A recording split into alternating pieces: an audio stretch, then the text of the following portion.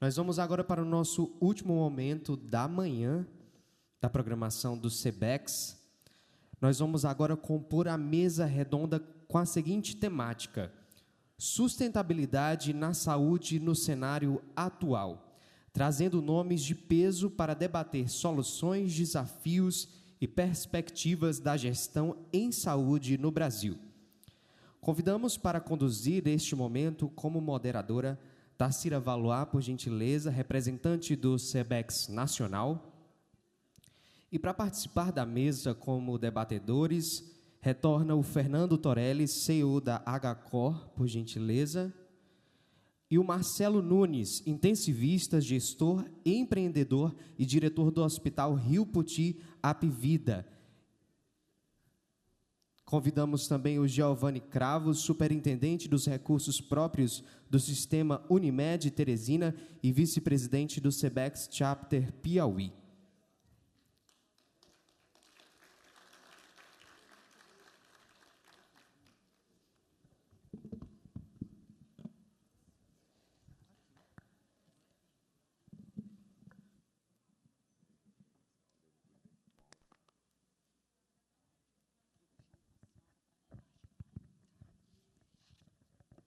Olá, bom dia.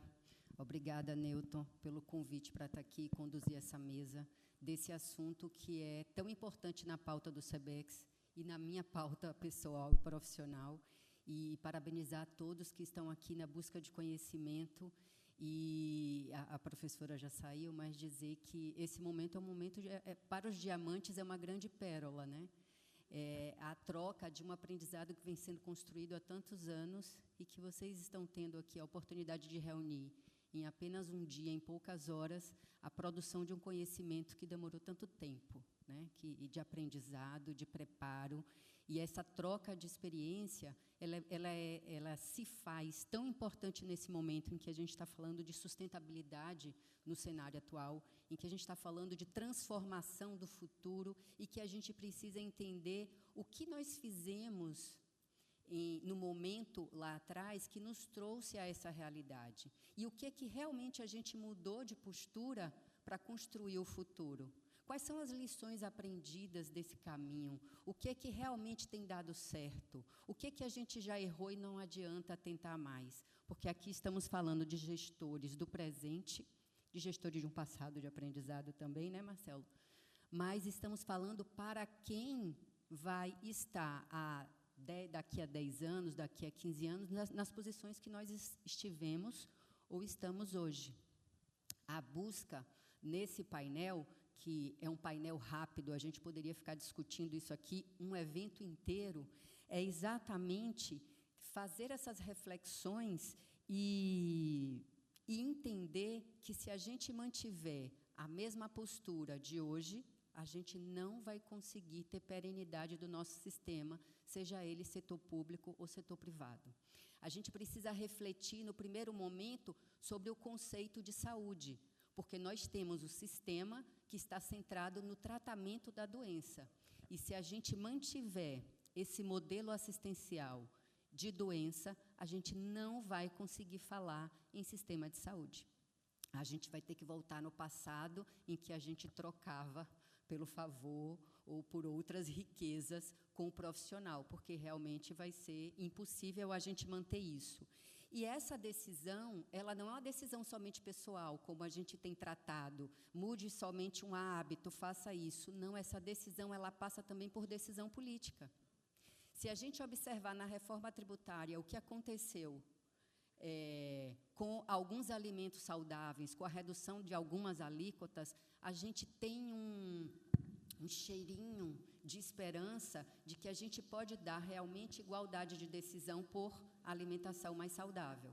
Mas se a gente continuar com as mesmas alíquotas, olha que eu estou falando de coisas que a gente não está pensando na saúde. Mas saúde precisa ser vista de forma transversal, porque, como a pergunta que eu fiz para o Ivan, cada decisão do governo vai impactar nos nossos custos da saúde. Nós trabalhamos um projeto de lei há alguns anos em que parte do valor da multa de trânsito fosse revestida para a saúde. Conseguiu agora, nesse ano de 2025, uma aprovação da transferência de 10% da multa de trânsito. Isso não é suficiente. Então, quando a gente fala de sustentabilidade, quando a gente fala de futuro, a gente tem que pensar que existem decisões que são decisões sistêmicas que impactam diretamente no que a gente está falando aqui, mas a gente não está enfrentando de frente. A gente precisa dar um passo atrás, respirar fundo, enfrentar outras discussões para que a gente possa realmente saber que as nossas lições aprendidas na governança, na gestão, no treinamento de pessoal, vai fazer diferença no futuro. E é aqui que a gente está com essas pessoas que estão, esses profissionais que estão enfrentando esses desafios de sustentabilidade no dia a dia, quais são as lições aprendidas por vocês, o que é que a gente pode trazer de experiência, de transformação na prática, do que está funcionando realmente para dividir com esse público hoje, quando a gente fala de sustentabilidade. Eu vou começar por Giovanni, porque, como eu estou finalizando o meu ciclo executivo no SEBEX, e o Giovanni está começando o ciclo dele no SEBEX, eu vou começar a pergunta por ele. Me permitam, por favor. Giovanni, a pergunta de sustentabilidade, de lições aprendidas e do que a gente pode entender que pode funcionar ou já vem funcionando na gestão de clínicas e ambulatórios. Então, quando a gente pensa em rede própria, hoje você tem um desafio da gestão da rede própria. O que tem funcionado na gestão de clínicas e ambulatório como a porta de entrada, sob o ponto de vista de sustentabilidade, que a gente pode usar aí como lição aprendida?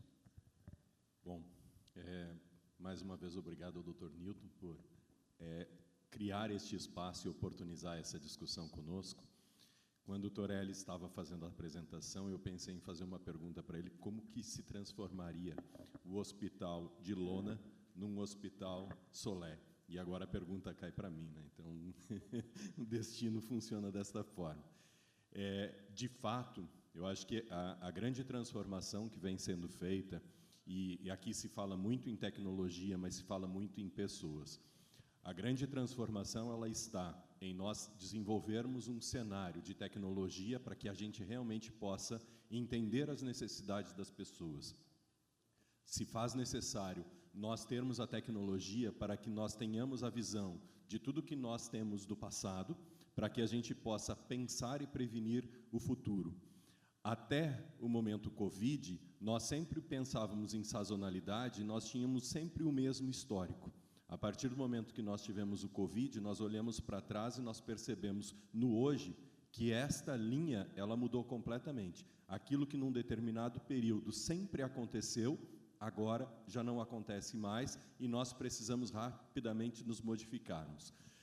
Temos, dentro de recursos próprios falando, áreas dentro das operadoras que cuidam dos nossos pacientes, como Viver Melhor, e estas áreas nos trazem informações extremamente precisas para que a gente, como recurso próprio, possa olhar para aquilo que nós temos que oferecer.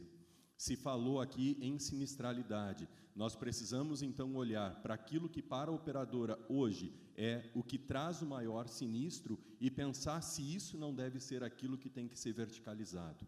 Mas tudo isso precisa, também como o Torelli trouxe, olhar para todos os nossos ambientes. Hoje nós temos uma experiência bastante positiva dentro dos nossos serviços, que é o Construindo Pontes e uma academia de líderes. O Construindo Pontes, nós conversamos com os colaboradores lá da ponta, Torelli, e perguntamos a ele o que nós estamos fazendo de correto e o que nós devemos fazer de melhor, pensando no atendimento ao cliente. E muitas vezes também veio esta pergunta para nós: vocês colocaram aquela tecnologia, mas essa tecnologia está me afastando do paciente. É isto que realmente vocês querem?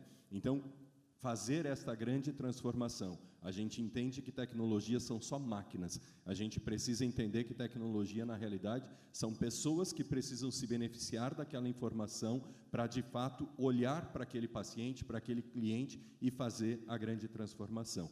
Isto a gente vem conseguindo fazer e vem conseguindo fazer uma grande transformação. Não é à toa que agora, né, fomos reconhecidos e estamos certificados ONA nível 1 porque as pessoas entendem que cuidar de pessoas independente da atividade dela, seja do porteiro ao profissional médico, seja lá da pessoa que está no faturamento, ou seja da pessoa da higiene. Todos possuem um grau de importância extremamente importante em relação àquele paciente. Se eles entenderem isto, nós temos esse grande processo de transformação. Olha, você fez a conexão perfeita entre a pergunta para você e a pergunta para o Marcelo, que é exatamente... Que quem é Sebex é assim. Pois é, a gente já está conectado, né? A tecnologia, ela é um meio, a tecnologia, ela é uma ferramenta, ela não é o fim, né? Quando a gente fala do paciente no centro, quando a gente fala da pessoa no centro, da vida no centro, a gente está falando de utilizar a tecnologia de forma racional. Nós vimos aí nas falas anteriores o quanto o uso da tecnologia impacta na sustentabilidade. Só que a tecnologia, o novo, ele realmente vai resolver aquele problema? Enquanto gestores no colégio, a gente defende que você precisa utilizar a tecnologia cada vez mais para o acesso, você precisa utilizar a tecnologia como ferramenta para a sustentabilidade, para que você tenha as melhores decisões baseadas nos dados.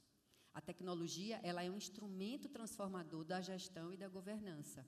Eu fui espectadora da empresa que o Marcelo trabalha, de que foi uma das primeiras empresas a utilizar a tecnologia para tomada de decisão em controle de processos. Isso a gente está falando de 20 anos atrás. O dono é um visionário realmente, e ele já utilizava isso, a tecnologia como ferramenta. Bem, a gente tinha várias questões a discutir na época, mas a minha pergunta para o Marcelo é: Marcelo, como é que a tecnologia, representando a empresa que você trabalha e também sendo representante de startups, como é que você vê a tecnologia, como é que você vê a inovação tecnológica como uma ferramenta para a sustentabilidade do sistema de saúde? Perfeito, Tássera. Quando a gente fala da temática de sustentabilidade e procura as alternativas, sempre se chega à máxima de qual é o modelo que vai resolver. Qual o novo modelo? O modelo atual, como melhorar? E eu acho que o primeiro ponto, a gente ainda tem muito desinteresse do público geral nesse tema. A gente ainda tem pouca formação na faculdade para aviltar esse tema. A gente não tem a abordagem de sustentabilidade do modelo de mercado de saúde do país nas residências médicas. O profissional, ele entra no mercado sem o menor critério sobre alguém vai pagar essa conta, seja no sistema público, seja no sistema privado.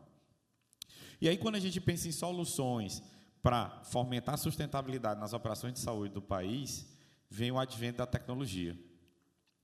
E a disrupção que a gente vive, olha que coisa, a computação levou 20 anos para ter 100 milhões de usuários. A internet demorou 7 anos para ter 100 milhões de usuários. O ChatGPT durou 2 anos para ter 100 milhões de usuários. Então, nós vivemos a disrupção da inteligência. E eu não vejo o fator humano resolver a questão da sustentabilidade. O que eu vejo são a necessidade de investir, e nós estamos atrasados nisso por motivos de regulamentação e de incentivos, em agentes de ar bem treinados para mapear os 2 grandes gargalos, da minha opinião, que são as fraudes e o desperdício. O desperdício em toda a cadeia de valor da saúde e as fraudes em todos os processos. Porque se a gente for avaliar a judicialização, o debate acontece, mas a solução da judicialização está muito longe de acontecer. Os excessos de terapias, a verticalização foi uma boa solução, mas não resolveu o problema. Agora, ao ponto que as operações de saúde investirem em interoperabilidade para que a gente ter dados estruturados e, através de inteligência artificial generativa, utilizar esses dados para tomada de ações, rastrear fraudes e desperdícios, está aí o recurso que a gente precisa para investir em qualidade, que é o que eu advogo. Tudo que fosse economizado nesse rastreio deveria ser devolvido em qualidade assistencial.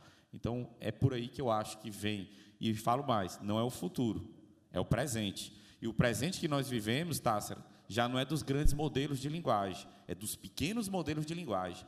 A disponibilidade e a democratização do desenvolvimento e da programação da inteligência artificial já é presente. Então, as empresas, os profissionais, hoje têm acesso para criar, em pequenos modelos de linguagem, as soluções para as suas dores. Cada corporação vai desenvolver sua solução, utilizando agentes de IA. Eu acho que é por aí. Marcelo também está me ajudando com a próxima pergunta, porque a gente está conectando tudo aqui, Newton. Até parece que a gente trocou o script antes, e a gente não trocou, de verdade. Eu tenho uma reflexão que eu acho que é necessária a gente fazer. Sobre as fraudes, sobre essa história de um passo atrás, que essa fraude está atendendo a que regra? Quem construiu a regra? Quem escreveu a regra? Quem vendeu a regra? Então, nós, enquanto executivos das nossas empresas e operadoras, nós escrevemos essa regra em algum momento. E essa regra passou a ser utilizada de formas que não garantem o acesso à sustentabilidade. O meu convite se nós escrevemos, a gente precisa rever. E quando a gente fizer essa revisão, está revisando também o modelo, né? O modelo comercial e uma série de outros pontos para que a gente enfrente essa causa de frente.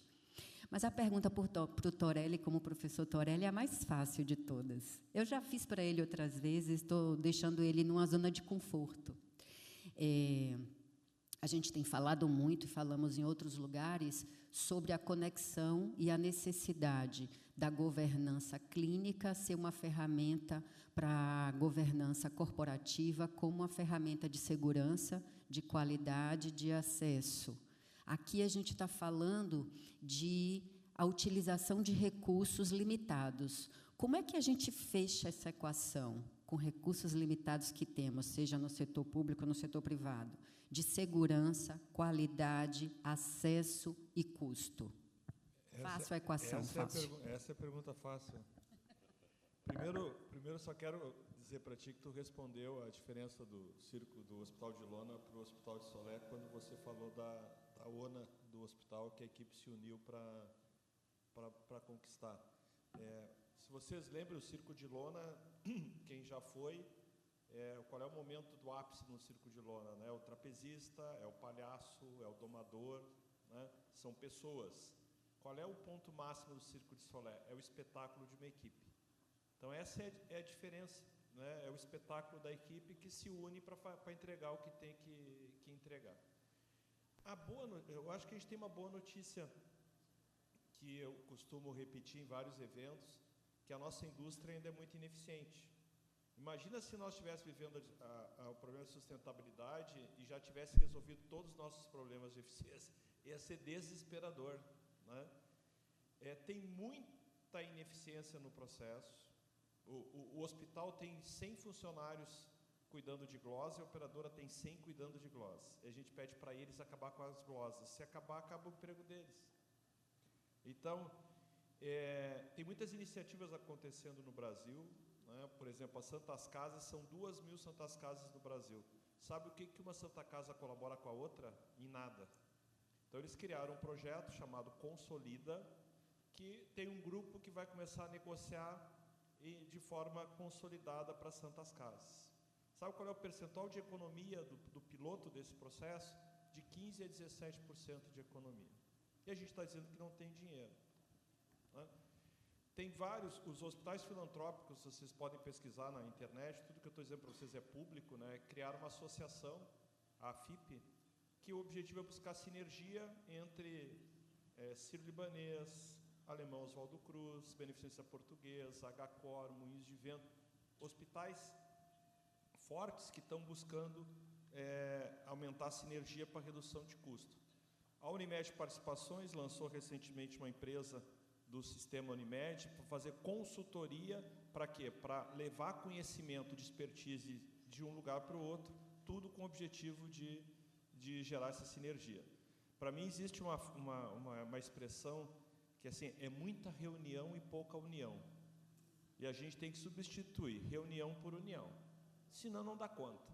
Quando a gente fala em governança clínica, fala em recursos limitados, eu trabalho num hospital que é centenário. Eu não posso prejudicar a qualidade do atendimento porque tem 2 anos ruins de EBITDA pela crise do sistema, porque a empresa é centenária. A reputação e o cuidado é o que faz a empresa permanecer. Eu tenho convicção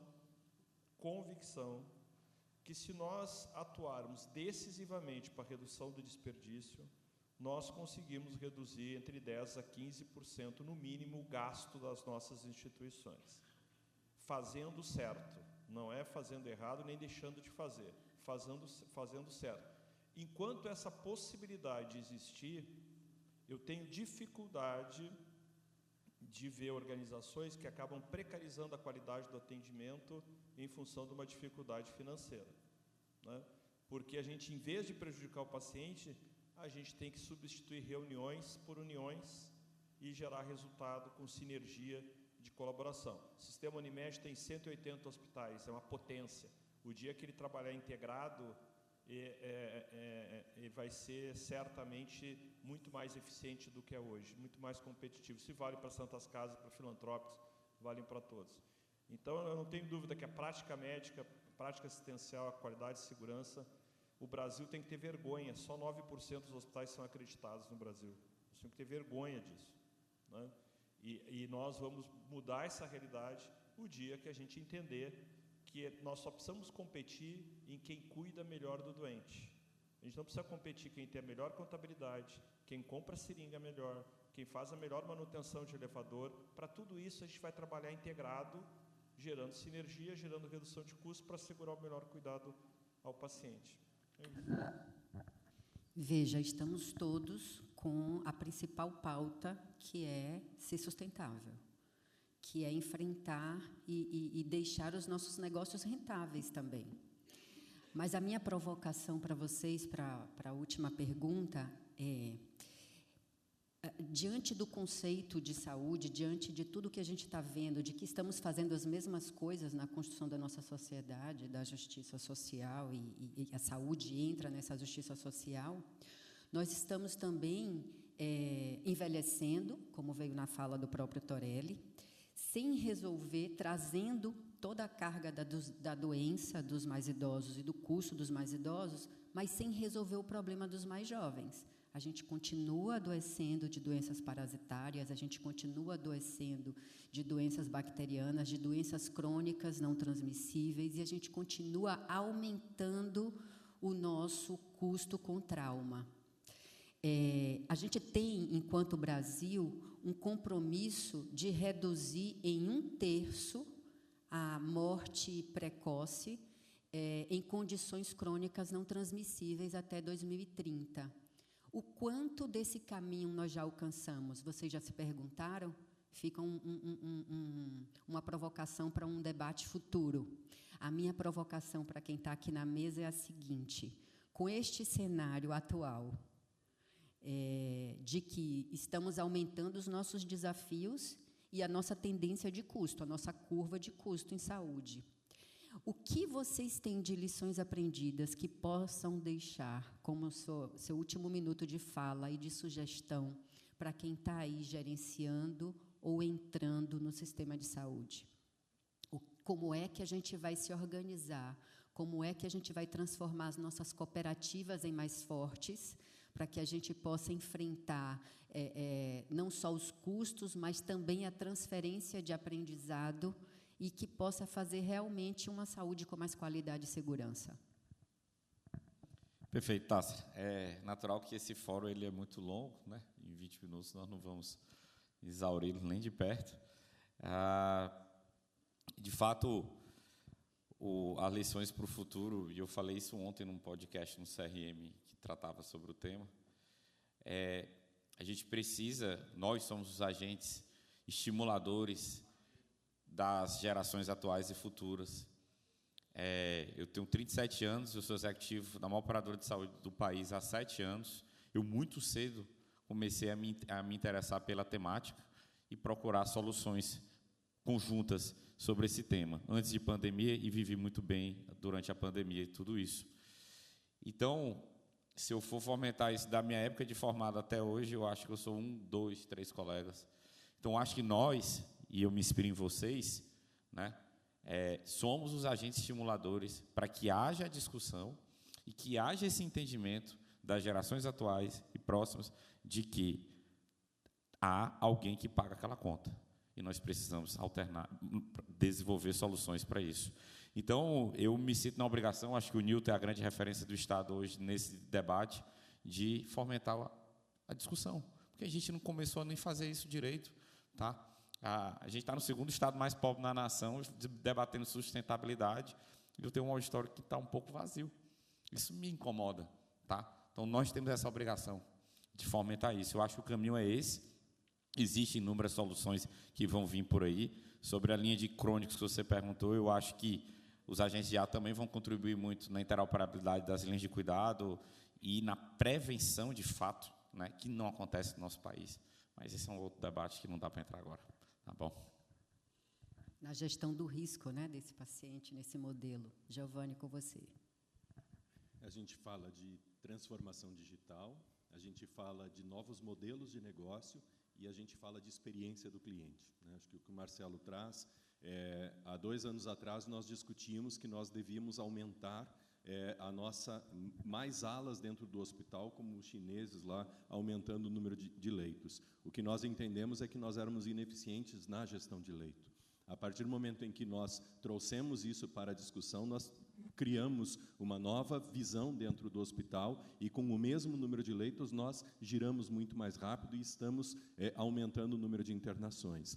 A fala do Marcelo faz a gente pensar, há 1 ano a nossa estatística mostra que o nosso hospital é paliativo e esses pacientes ficam cada vez mais tempo dentro do hospital. Como operadora, houve a grande inversão desta pirâmide. Antes nós tínhamos as faixas etárias até 30 anos pagando para a faixa etária dos 60 anos. Hoje nós temos a grande inversão, porque até 30 anos são as faixas etárias que estão mais gastando. O que está acontecendo com a nossa sociedade, né? Então, eu acho que o olhar ele está para isto. O que nós temos que fazer do ponto de vista de educação? O que nós temos que fazer do ponto de vista dentro das nossas escolas para que estes alunos entendam como que vai ser o futuro, olhando para o presente, porque os grandes agentes são esses que estão dentro das salas de aula, porque nós estamos lidando e gerenciando com a realidade que já está posta. Mas, de novo, a fala do Marcelo, não se abre esta discussão, e nós precisamos entender por que nós estamos vivenciando este cenário. Nós temos discutido muito lá com a APM, com a MB, a questão da ética e compliance ser transversal dentro do curso, dos cursos de saúde, não especificamente do curso de medicina. Acho que essa visão que vocês trouxeram aqui, ele precisa entrar no currículo da mesma forma, ele precisa estar em todas as aulas, e não como uma disciplina, e não como num evento para a gente discutir durante um dia, né? Só para dizer para você que o auditório estava cheio, que nós estamos competindo com a fome. E aí, meu camarada, não se encontrou nada melhor do que isso para enfrentar. Então, quem está aqui, olha, tem uma qualidade fantástica, né? Eu acho o seguinte, nós só vamos começar a mudar isso quando nós mudar a direção do incentivo. Não é? Porque existe uma expressão que eu uso bastante, assim, o incentivo incentiva. Todo mundo ganha dinheiro com a doença. No dia que tiver uma epidemia de saúde, não tem como pagar o salário da maioria dos profissionais de saúde. Enquanto nós tivermos a remuneração focada na doença, o incentivo incentiva. A Vera falou de interoperabilidade. Gente, tecnologicamente é fácil de fazer. Por que a gente não faz? Não é? Há incentivo para fazer novos modelos de remuneração. Nós passamos anos discutindo migrar materiais e medicamentos para dentro de diárias e taxas, com a seguinte premissa, né? Perda zero para os dois lados. Aí, numa reunião lá, um senhorzinho levantou a mão e disse assim, se a perda é zero para os dois lados, por que nós estamos gastando tempo com isso? Né? Tanto é que nós migramos tudo e a sinistralidade aumentou. No HCOR, a gente tem como operador um plano que a gente cuida de 200 cardiopatas idosos. Nós temos que ligar para ele se ele está tomando a medicação, se ele fez a vacina, nós chamamos ele para ir no hospital, nós gerenciamos a saúde desses cardiopatas idosos. A redução do sinistro nessa operadora desse grupo foi de 50%. Gente, a gente sabe o que tem que fazer, que se a gente cuidar da saúde, se a gente fizer gestão de saúde, as pessoas vão ficar menos doentes, nós vamos gastar menos dinheiro. Só que nós não temos modelo de negócio para remunerar isso. Nosso modelo de negócio remunera internação. Então, a gente reclama que o médico clínico deixa o doente internado muito tempo, mas a gente remunera ele por visitas. Cara, é impossível dar certo. Nós estamos num país capitalista, nós somos uma indústria que é remunerada pelo uso, pela frequência, e se nós não mudar a direção do incentivo, tudo que nós estamos discutindo aqui é secundário. Desculpe dizer isso para vocês. Porque nós deveríamos estar discutindo assim, como ganhar dinheiro com a saúde das pessoas. Esta é a discussão que vai trazer todas as outras ações decorrentes disso. Então, o incentivo incentiva. Nós não somos profissionais da saúde, nós somos profissionais da doença. Quem quiser ser profissional da saúde tem que ser remunerado por buscar a saúde das pessoas. Quer ver um gestor de hospital feliz? 90% de ocupação e a UTI lotada, cheio de paciente no respirador. Cara, esse é um profissional de saúde, né? Então, nós temos que trabalhar com indicadores de cuidado. Os hospitais vão estar lotados. Esse programa que a gente tem com essa operadora reduziu 50% o gasto da operadora. Aí alguém chegou e disse assim, mas então o hospital vai faturar menos. Não, esses 200 ficaram fidelizados ao hospital e lá no hospital estão gastando mais. Quem vai ter menos produção é quem não fidelizar os seus pacientes através de programas de cuidado reais e efetivos, remunerados pelo incentivo da saúde e não só pela frequência e pelo uso. Nós somos um país capitalista. Se não mudar a direção do incentivo, não muda tudo que nós estamos buscando fazer. Nós somos um país capitalista, que o maior número de vidas asseguradas é um pagamento pelas empresas, e a empresa paga para receber saúde, e a gente está entregando assistência à doença. Talvez esses caras tenham que fazer essa pergunta e essa provocação. Talvez esses caras precisem se posicionar e pedir uma mudança desse modelo de negócio das operadoras e dos prestadores de serviço. Não sei. A sua fala aí foi que me trouxe esse raciocínio agora, mas a gente precisa terminar, não dá para discutir isso. Para terminar, eu queria só deixar a mensagem de que aqui a gente está falando de sustentabilidade de sistema de saúde.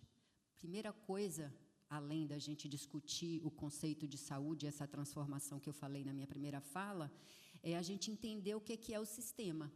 E a gente entender também que as nossas ações impactam diretamente no resultado desse sistema. Seja um resultado de qualidade da assistência, de segurança do paciente, de aumento do índice de infecção hospitalar, seja na sustentabilidade. Por acaso a gente está falando de sustentabilidade, mas se perguntem, ao final do evento, qual é a sua responsabilidade e qual tem sido a sua contribuição para o final daquela conta. Se a gente pensar num hospital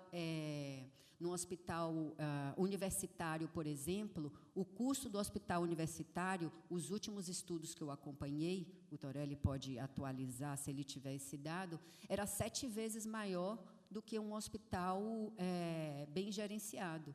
Isso não quer dizer que o hospital universitário seja mal gerenciado, mas que o custo do aprendizado do aluno ele é muito maior, porque ele erra quando veste a luva, porque ele erra isso, ele erra aquilo. E ali é o lugar de aprender, e isso já está dentro do custo. Eu só trouxe esse exemplo para que vocês pensem, enquanto acadêmicos, qual tem sido a sua responsabilidade e o seu compromisso com o custo final daquela assistência ao paciente. Newton, acho que é isso, a gente não tem mais tempo. Querem? Obrigada, então, pela...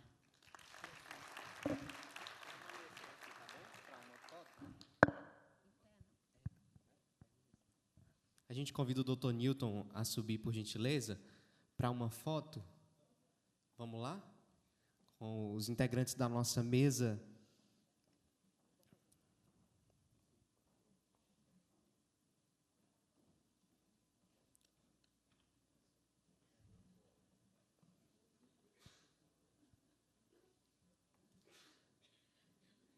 Olhando lá na frente, ó.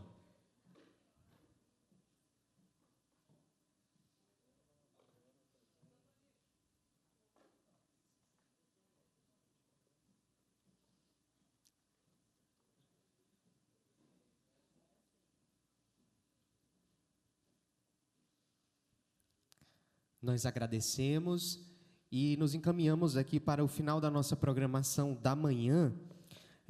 Os avisos importantes, nós lembramos que ao final do evento nós teremos sorteios de brindes exclusivos para os participantes aqui presentes, incluindo 2 bolsas integrais para cursos de odontologia e enfermagem na Faculdade 7, e só quem estiver presente vai poder participar do sorteio, tá bom?